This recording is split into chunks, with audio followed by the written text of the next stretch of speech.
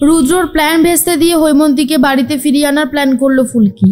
সম্পূর্ণ জানতে ভিডিওটিতে একটি লাইক করে প্রথম থেকেই দেখতে থাকো। গল্পের শুরুতেই দেখা যায় ফুলকি তো মনে মনে ভাবতে থাকে যেভাবেই হোক জেঠিমণিকে এই বাড়িতে ফিরিয়ে আনতে হবে। তার মধ্যেই রুদ্র তো হৈমন্তীর সাথে কথা বলছিল আর বলছিল, মা তুমি এইভাবে ভেঙে পড়ো না, আমি তো তোমার সাথে আছি, তাহলে তুমি এত ভয় পাচ্ছ কেন? এর মধ্যে লাবু এসে বলে, বাহ মা তুমি এখানে, তুমি তো জানো বাবার বয়স হয়েছে, তুমি এটা কেন বুঝতে পারছো না যে তুমি যদি এরকম করো তাহলে বাবা কতটা কষ্ট পায়? তুমি প্লিজ ফিরে যাও বাড়িতে, বাবা তোমার জন্য অপেক্ষা করছে। তখনই হৈমন্তী বলে, ওই বাড়িতে আমি আর ফিরে যাব না, যেই বাড়িতে আমার আর কোনো মূল্য নেই সেই বাড়িতে গিয়ে আমি কী বা করবো? আমি আর ওই বাড়িতে ফিরে যেতে চাই না, অনেক তো হলো, এবারে আমি আমার মতন থাকতে চাই। রুদ্র তখন বলে, মায়ের একটু সময় লাগবে লাবু, সব কিছু কি আর এমনি এমনি হয় বলো? তুমি যে এটা কেন বুঝতে পারছো না আমি নিজেই বুঝতে পারছি না।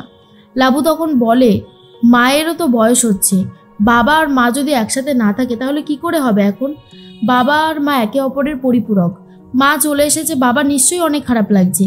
যতই ঝামেলা হোক স্বামী স্ত্রীরা একসাথে থাকলেই তো ভালো, তাই না রুদ্র? এর মধ্যে চলে এসেছে তখনই কাকুমণিদেরকে খবরটা দিয়ে দিয়েছিল লাবু ফোন করে। তখনই কাকুমণি এসে বলে, বৌদি এরকমটা তুমি করো না, বাড়ি ফিরে চলো, দাদার শরীরটা খারাপ হয়েছে, তুমি এখানে থাকলে দাদার শরীর কিন্তু আরোই খারাপ হয়ে যাবে। এরপর রুদ্র ঘাড় নাড়তে থাকে, যেটা ফুলকি দেখে নেয়। ফুলকি বুঝতে পারে রুদ্র হৈমন্তীকে বারণ করে দিল যাতে হৈমন্তী না যায়। এরপর হৈমন্তী বলে, শানু আমাদের টেবিলে সমস্ত ওষুধ রাখা আছে মাস্টারমশাই, তুমি গিয়ে দিয়ে দাও, আমি ওই বাড়িতে ফিরে যাব না। আসলে আমি আর ওই বাড়িতে ফিরে যেতে চাইও না, অনেক তো হলো, আমি আর সত্যি পাচ্ছি না, আমার খুব খারাপ লাগছে। আমার বৌমাকে জোর করে বিয়ে দিয়ে দিল, পারমিতা তো এই বিয়েটা করতে চায়নি, কিন্তু মাস্টারমশাই জোর করেছিল। কি করে মেনে নেব আমি এসব? আমি পারছি না, আমি বিশ্বাস করো পারছি না এই সমস্ত কিছু করতে, আমার পক্ষে এই সব কিছু মেনে নেওয়া একদমই সম্ভব নয়। তাই বলছি, যা হবার তা তো হয়েই গেল, আর কি বলবো, সব কিছু শেষের পথে, আমি যেটা ভেবেছি সেটাই হবে, আমি ওই বাড়িতে আর ফিরবো না। এর মধ্যেই তমাল, পিয়াল, ধানু সবাই মিলে বলতে থাকে, ও জেঠিমণি তুমি যদি বাড়িতে না যাও বাড়িটা পুরো খা খা করছে গো, তুমি যে বলে দেবে রান্না হবে সেই রান্নাগুলোই তো হয়, সেই রান্নাগুলো এখন ঠিক মতন হচ্ছে না, বাড়িটা কেমন যেন প্রাণ ছাড়া হয়ে গেছে, চলো না প্লিজ তুমি বাড়ি ফিরে চলো। হৈমন্তী তখন বলে, এই কথাগুলো কে শিখিয়ে দিয়েছে? ফুলকি। তখনই ফুলকি মনে মনে ভাবে, জেঠিমা আমাকে ভুল বুঝছে। এর মধ্যেই লাবু তখন বলে, আচ্ছা মা তুমি সবসময় ফুলকির দোষ কেন দেখো বলো তো? মেয়েটা প্রাণপণে চেষ্টা করে যাচ্ছে সব কিছু ঠিক করবার, আর তুমি এই সব কিছু করছো, এগুলো কিন্তু একদমই ঠিক হচ্ছে না, তোমার কোথাও একটা ভুল হচ্ছে। হৈমন্তী তখন বলে, আমার কোনো ভুল হচ্ছে না, আমি যা বলছি সেটা একদম ঠিকই বলেছি, এই ফুলকির জন্যই আমার সংসারটা ভেঙে গেছে, সেই কথা আমি কখনোই ভুলতে পারবো না। ফুলকি আর কিছু বলতে চায় না, সবাই মিলে বাড়ির দিকে রওনা দেয়। আর রুদ্র বলে, মায়ের মনটা তো এখন ভালো নেই, মা কটা দিন আমার কাছে থাকুক, তারপরেই সব ঠিক হয়ে যাবে, চলো লাবু মাকে নিয়ে আমরা বাড়িতে যাই। হৈমন্তী বাড়িতে যেতে চাইছিল না রুদ্রর বাড়িতে, কিন্তু রুদ্র তখন বলেছিল, আমি তো তোমার ছেলের মতোই হই, বলো চলো চলো বলেই নিয়ে যায়।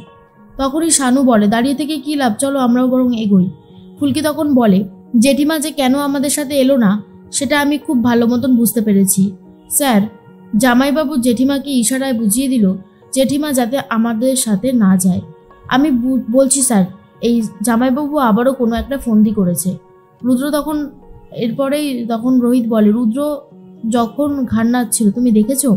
ফুলকি তখন বলে, হ্যাঁ দেখেছি বলেই তো বললাম, জামাইবাবু নিশ্চয়ই এটাকে নিয়ে একটা ইস্যু করতে চাইছে, আর সেটা আমি খুব ভালো মতন বুঝতে পেরে গেছি, তার জন্যই বলছি স্যার, ব্যাপার তো কিছু একটা আছে, না হলে তো এমন কিছু হবার কথা নয়। রোহিত তখন বলে, তাহলে এখন কি উপায়? এরপরেই সবাই পারমিতার বাড়িতে যাবে বলে ঠিক করে।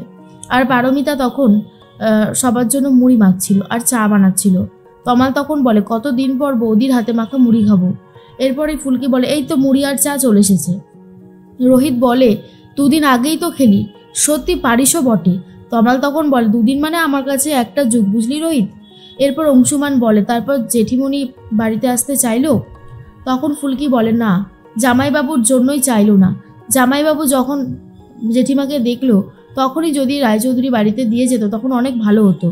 এরপর লাবু আস্তে আস্তে শুনে নেয় আর বলে, ফুলকি এই প্রশ্নগুলো রুদ্রকে করা উচিত ছিল, তখনই রোহিত বলে, দিদি তুই এসেছিস, খুব ভালো হয়েছে। ফুলকি তখন বলে, দেখো দিভাই, আমি এইভাবে কথাটা বলতে চাইনি। লাবু তখন বলে, ফুলকি তুমি একদম ঠিক কথা বলেছ। আমিও রুদ্রকে একই কথা বলেছিলাম যে মায়ের এই ছেলে মানুষগুলোকে বেশি প্রশ্রয় না দিতে। পারমিতা তো সারা জীবন আমাদের বাড়িতে থাকতে পারে না, এরকমভাবে কেউ জীবন কাটাতে পারে না।